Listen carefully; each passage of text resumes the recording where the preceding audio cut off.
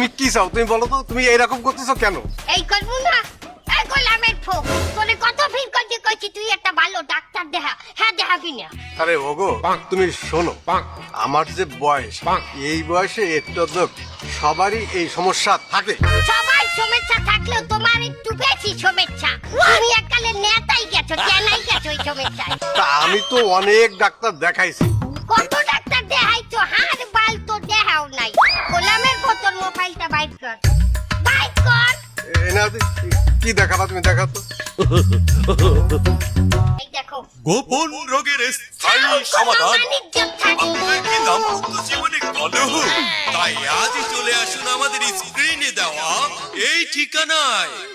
এতে ভাই, এতে অনেক পার্শ্ব প্রতিক্রিয়া আছে না? অত কত বুঝি না, তুমি যদি হারবাল না দেখাও আমি করলে সংসার দিয়ে বাপের বাড়ি চলে যাবো। এই তুমি যে বাপের বাড়ি যাবা, তোমার বাপ মা তো অনেক আগে মরে গেছে, তুমি কার দ্বারে যাবা? অন্য বেটাকে দ্বারে যাবো। তুমি যে এই বয়সে অন্য বেটাকে দ্বারে যাবা, অন্য বেটারা তোমার নেবে? অবশ্যই নেবে। এখন আর বেটারা কোনো বয়স দেখে না, দেখে কে কতটা রোমান্টিক।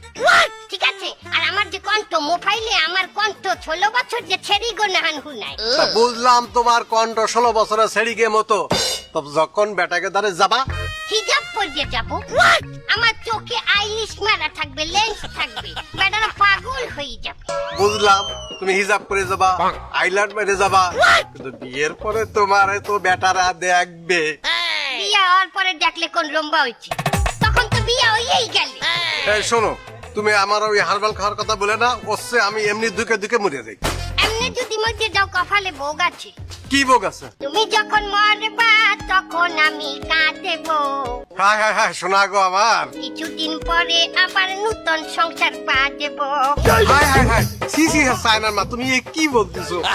আমি যদি হারবাল খেয়ে মরে যাই, তাহলে তুমি তখন কি করবা? তুমি যদি হারবাল খাইয়ে মরিয়া যাও, মুই বেহুলা, তুমি মরলে তোমারে হেলইয়া ভাষা মু বেলা।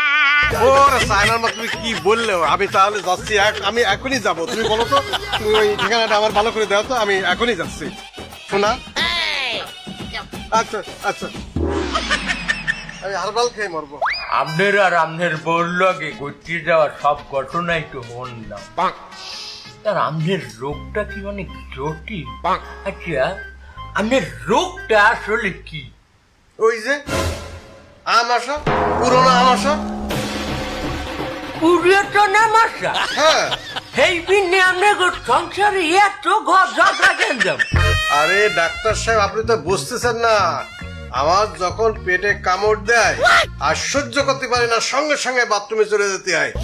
এমনকি ওই বাথরুমে কেউ যায় না, বাথরুম সবসময় রেডি রাখতে হয়। মানে দিনের সারাটা দিন আমার ওই বাথরুমে কাটাতে হয়, কাজ তো কিছুই করতে পারি না। বউ সব করে, বউ রাগ হয়ে যায়, ওই তখন বউ যা পারে তাই দিয়ে আমারে মারে। ও এই বিলবুল, এক পাইল সুদ্দিমু, এটা তো আমার দ্বারে সিম্পল রোগ। এক পাইল সুদ্দিমু আমার সার পুরাতন আমাশা, এক পাইলে নতুন হয়ে যাইবে। ওষুধের নামটা কি? ওষুধের নাম বেদনার হালুয়া। বেদনার হালুয়া মানে? ওই যে তোমার আমাশা হইলে এটা বেদনা বেদনা বাবাই না পেটে, হ্যাঁ হয়। এই ফিরনে ওই ওষুধের নাম রাখছি বেদনার হালুয়া।